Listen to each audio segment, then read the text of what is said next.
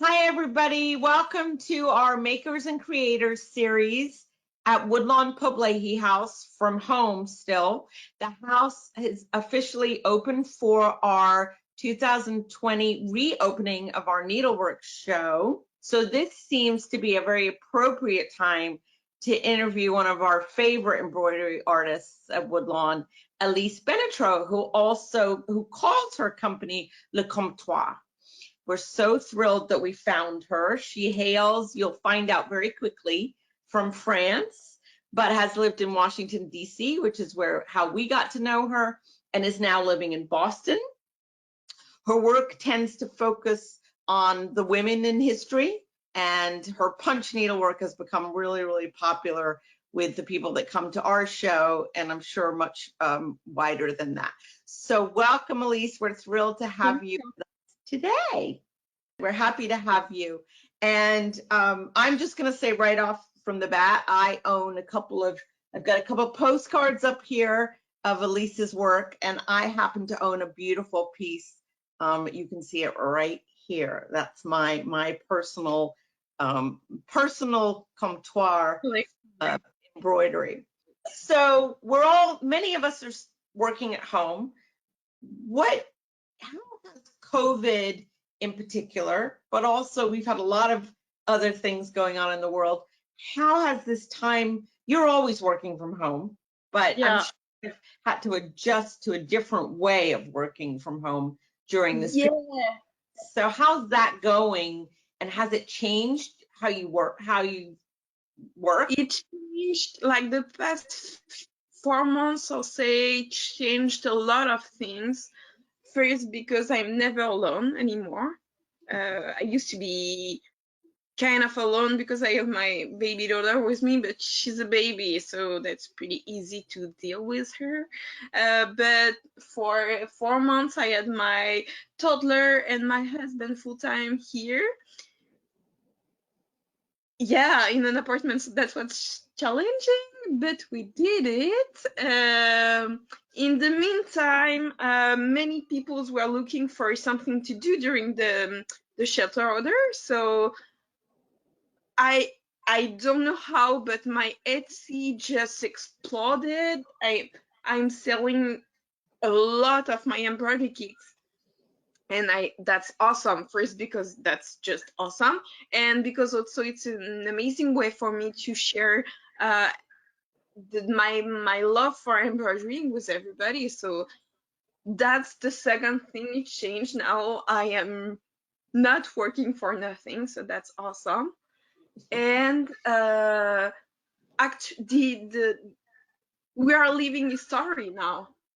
So many things are happening right now, and between like the COVID-19, of course, and all the Black Lives Matter movement, it's like just exploding as well. So it's way too much things to say, and because I love embroidering, I just want to do that every day about something new. So yeah, it changed that as well. Before, it was not always easy to find an inspiration. Now I have too much inspiration and not enough time. So now we see a lot of people using needlework as their voice, expressing themselves through needlework. You see in particular needleworkers using hoops, for example. We've seen over and over and over again a hoop, with some statement that's related to the pandemic, related to Black Lives Matter, related to pride. I think we are seeing certainly needlework as one form of expression. I see in your own work, which is always focusing on women anyway, you're sort of a feminist embroiderer in many respects. I see a progression where you're now starting to focus in on those subjects as well, right? Yeah. At the beginning of the shelter order, I saw, because I'm following a lot of people like me who are just crafting or creating stuff, and everybody was really worried about how the pandemic is going to affect their business, because even if you are a creative person, you need to eat, you need to pay your bill, and like all of these things. So everybody was really worried about that, like how all this mess is going to affect us. Because when you are, of course, when you lose your job and everything, that's awful, of course, but when you are a small business, when you lose it, you lose everything. It's not just a job, it's way more than just a job. So many people were really worried, and I think for many of us, I can't tell, but with the people I know, it was a good surprise to see that we had new customers or returning customers who are just sending a message to say, I don't need anything right now, but I want to support you, so I'm going to buy right now something for Christmas gift. One of the reasons we felt particularly sort of connected to you this year was that the needlework show, we were trying to certainly wanted to highlight the celebration of women getting the vote. We still have a long way to go, but the idea that women finally were getting a chance to be able to express themselves through a vote is a very important thing to celebrate. And so we were looking in for artists who would help us help us with that showcase of that theme. And your work fit in very well, of course. So how do you choose your subjects? How do you choose the women that you like to highlight? It's kind of all of this, and I think I used to work in a different way before than now. So of course it's changing with me, I think. So that's interesting as well. But I used to collect pictures for years, really for years. And sometimes it's my computer, sometimes it's just postcards or vintage pictures I'm finding in flea markets and stuff like this. And even if some of them I'm never going to use them, I just like to take a look. Maybe it's going to bring something. Like, yeah, before I was looking for old pictures to talk about something present. So it's like this for all my Votes for Women series, or like all these old pictures, because old issues are still our issues today. So that's really important to talk about that. But I think it was not enough inclusive. And I really want to, I believe that I use art because I don't know which kind of word I can use. But yeah, it should be for everybody. And obviously my work used to talk only to white people. And because I was like, it's all these things changing now, and it's time. Finally, it's changing. It's not my country, so it's easy for me to take some distance with it, to try to have like a different point of view and everything. But I felt I don't know how to say that, but like if I don't have the right to talk about some things.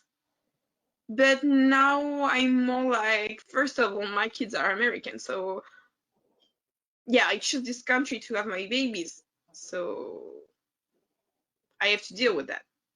So you want to express yourself about our issues as well as your own country. So I think that's interesting. Before I used to work only with historic pictures, and now I'm more looking to work on present, like what's happening right now. We don't need to take a look on what happened years ago, because important and injustice things are still happening right now. So I should more talk about this now. Instead, I can like work the two of them together or try a way to mix them. But yeah, that's how I changed my point of view about that. French people think they're not racist, French people think they are inclusive, respectful, giving space for women. Of course, it's changing, and that's for the right, but it's not that easy. Of course, it's not all French, and yeah, it's still a country, so it's still a lot of people. But yeah, when I came in this country, I saw France were pretty not racist. Now I know it's a really racist country. And it's maybe worse than USA because here in USA you can say that it's a racist country and everybody know that. And many people are working in a way to make it better. So that's awesome. In France, it's not going to change because everybody is saying it's not a racist country. So do you think your work will, do you think your audience, if you will, your customer base will be different? Do you think you'll still be selling a lot to the United States, or do you think you're going to hard in changing that approach in France? I'm not going to change what I'm doing because it's what I'm doing, but in some ways what I'm doing, it's too American for France, of course, because I'm talking about what's happening in USA. So it cannot talk to everybody in Europe or in France. But for sure, I'm going to talk about women's rights. That's something I think universal, and I can talk about that everywhere. So for sure, I'm going to continue this. And I in France, it's not that easy to talk about politics. Or you are at the moment you are talking about politics, you are in a box. And once you are in the box, that means that you are not talking to people from other box. And that's not true, of course, because it's when you are talking with some people who are not agree with you, it makes it way more interesting. So I don't know. I think I'm going to continue, and I hope my American customers are going to continue to support me. I'm sure they will. What would you say to someone who would like to start now? What would be the biggest piece of advice you might want to pass on? Being consistent. Being consistent. Yeah, and it depends. Like if you do work like a hobby after work, in your sofa with a glass of wine, that's awesome, and you don't need more. It can be way enough.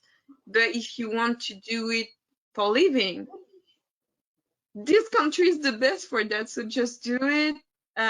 Use the social media because that's really crucial key, and everybody, all the makers should know that better.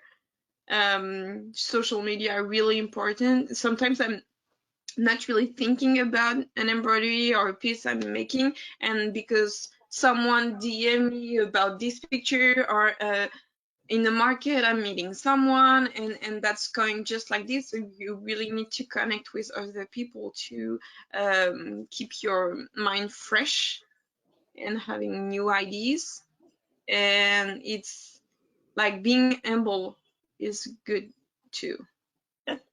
Well, we love your work, and we're delighted to have your work at Woodlawn. And you entered the Woodlawn Needlework Show this year, which we were thrilled about, because we wanted more people to see your work a little differently. It's one thing to sell it in the shop, which we love to do, and it's popular for us, but also to see you as a needlework artist. And people absolutely loved your work in the show, and now we'll get to see it for a couple more weeks in person, which we're thrilled about as well. And I think that we hope that we'll get to continue the relationship with you even when you're in France. So we're happy to continue to have your work with us, and we really we appreciate you coming today and being with us today, and we wish you lots of luck as you move into your endeavors across the water.